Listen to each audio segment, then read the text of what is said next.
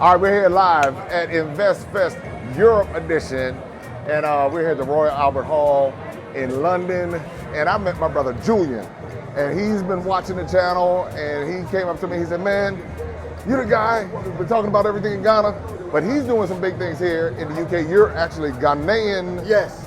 And you are, but how do you say Ghanaian, British? So I would say British Ghanaian. The reason I say that is because my mum was a first generation immigrant to the UK back in the late 70s. Okay. She came over to the UK.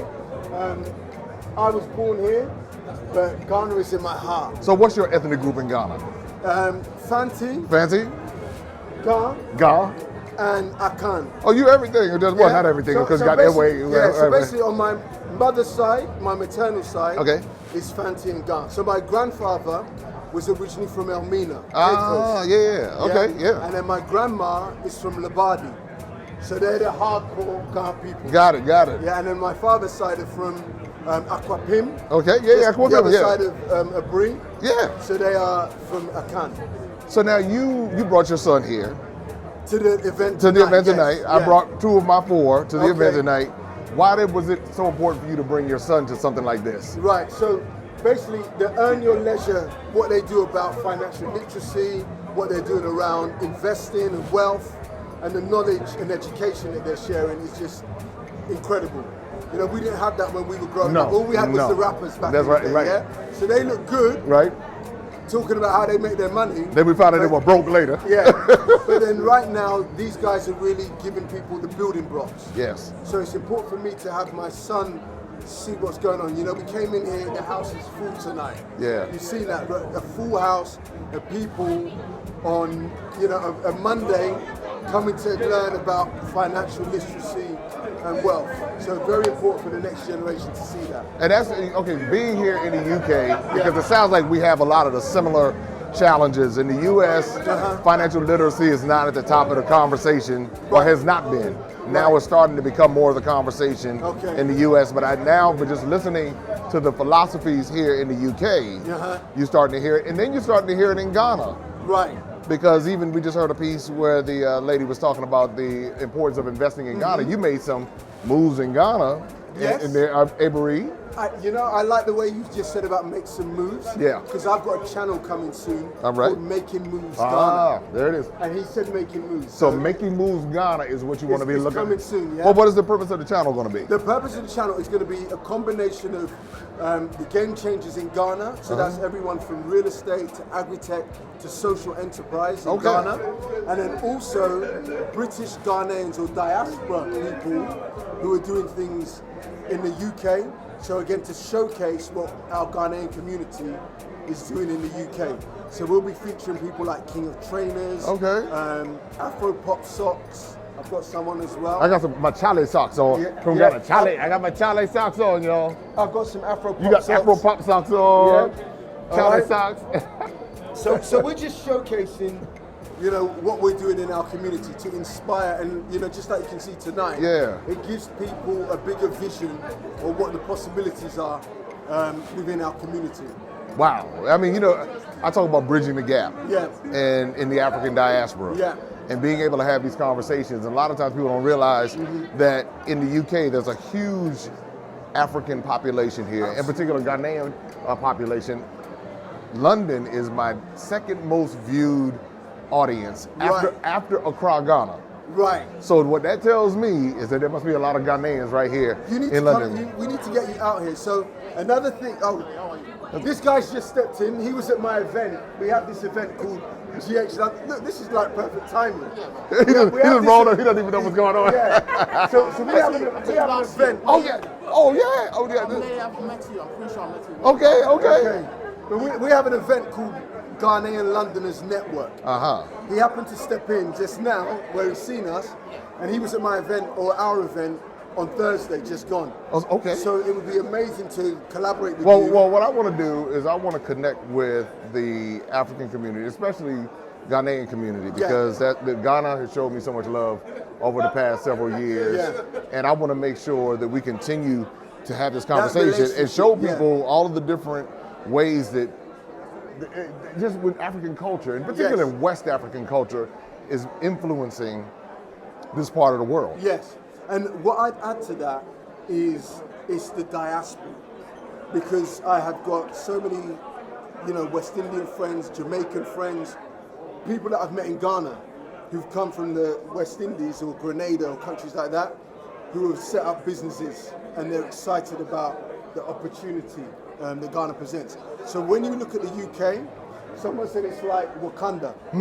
I even said to one of my real estate guys in Ghana the other day, are you getting ready for the influx? Because they're about to release Black Panther 2. And he's always telling me that as soon as Black Panther comes out, he gets so many people wanting to buy real estate in Ghana. Really? So I said, are you getting ready for your second wave when the Black Panther 2 comes out? Well, I'm in the process of buying property in Ghana. Right. I see what's happening. Yeah. I see what's happening all throughout that region. And not just because Ghana was my first country in Africa, but the culture, and I can see where it's going. Right. I see how so many people are moving to Ghana. Right. And they're, if you do your proper due diligence and if you go through the steps the right way, you'll be fine. If you try to rush through it and cut corners, you can run into some problems. So like they always say, you need to make the connection. Yes. The right connections. The right If connections. you make the right connections, both from a due diligence, from having the right lawyers, to the people on the ground. Yeah. But also making sure you can manage people who are doing things for you as well. Because sometimes people can be a bit laid back. Oh, I know. Or casual in how they're treating your things. Oh, I've learned. you know. Oh, I know very well. That, yeah. But you know what? If you're willing to go through it, on the other side of it, there's a fortune. Yes. And there's so much opportunity. So much opportunity and so much knowledge and so much wisdom that comes if you're willing to go through it. So many people quit before they go all the way through the process. So, I say there's the 3 Ps when you're doing stuff in Ghana. That is a passion. So you need to have the passion that you want to do something and make something happen there, Then you need to have patience, because sometimes things don't run in the kind of systematic way that we're used to in the West. Yeah. And then perseverance. So when you hit those bumps in the road, or you hit those situations where people can frustrate you, and you have to go chasing people down, or you have to hear stories. In Ghana, they like to tell stories. Oh, yes. They don't get to the point as to why something didn't happen, but you'll have a whole narrative as to... Oh, boss, you got to understand, boss. Come on, Charlie, you got to understand. Yeah. I'm not interested in stories. Yeah. You want results. Why the money's doubled, or why you haven't done what you said you're going to do. Yeah. So if you have those things, listen, Ghana is great, and the people and the culture is, it's amazing. Well, I love it, man.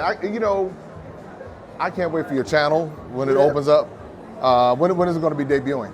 It's going to be coming before the end of this year. All right, so before the end of 2022. Yes, it's coming. Making Moves Ghana. Making Moves Ghana. Julian is here. We're at InvestFest Europe. Earn Your Leisure. Check them out at Earn Your Leisure. I'm sure Wall Street Trapper, he's going to be coming out at some point. Yeah. Who knows who you're going to see here. I had no idea I was going to get spotted again here in the UK, right here in London. So listen, any closing words? Any closing words before we wrap up? Listen, someone said this to me. Ghana is like a fast-moving train. So you're either on board or you've been left at the station. So what I'm saying and encouraging you, if you're watching Jay's channel right now, is get on board. Everyone get on board. There it is, get on board. But Julian, y'all make sure y'all get on board as he's making moves in Ghana. Also, make sure that when he launches the channel, you subscribe, you like, you share, you learn. This is how we're doing it. This is why we're here in the UK right now. You're based in the UK, I'm based in the US, but I'm also based in Ghana and all throughout different parts of Africa because I see the importance of bridging the gap. This is one way of bridging the gap. We just met each other tonight. However, there's knowledge that he has. There's a network that he has that I'm going to get plugged into, just like he's going to get plugged into mine. And that's how we do it. So again, everybody, make sure you subscribe, like, share, Maximum Impact with Jay Cameron, coming to you from London in the UK. LONDON. Open up your eyes and see all the fun and mystery. Take an African adventure with daring and destiny. From the mountains to the shore, so many things to explore. Take an African adventure with daring and destiny.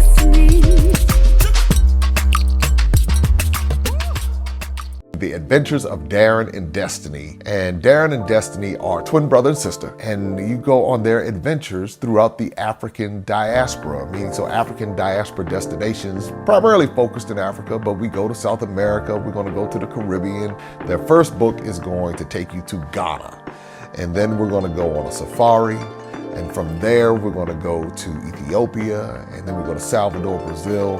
And what the goal is to be able to inspire curiosity in the continent of Africa, in our children from a very young age, and to really tell a more accurate story. Most of our children are exposed to negative images, late night infomercials about how bad things are, everybody's sick, everybody's poor, everyone's uneducated, but that's simply not true. So what Darren and Destiny and their family do is they go to different African destinations. They are learning about these different places. You're beginning to see positive images, but still telling the truth. I mean, that's the important thing, to tell the truth about some of the things that have occurred. But it's all done on our children's level so they begin to understand it. And it begins to pique their curiosity. They begin to learn more. And hopefully one day they will want to explore and visit the continent of Africa and its many countries. There's just so much that Darren and Destiny are able to do, and as they're doing it, it's like they begin to open the minds of a new generation, and they don't get bombarded and indoctrinated with negativity.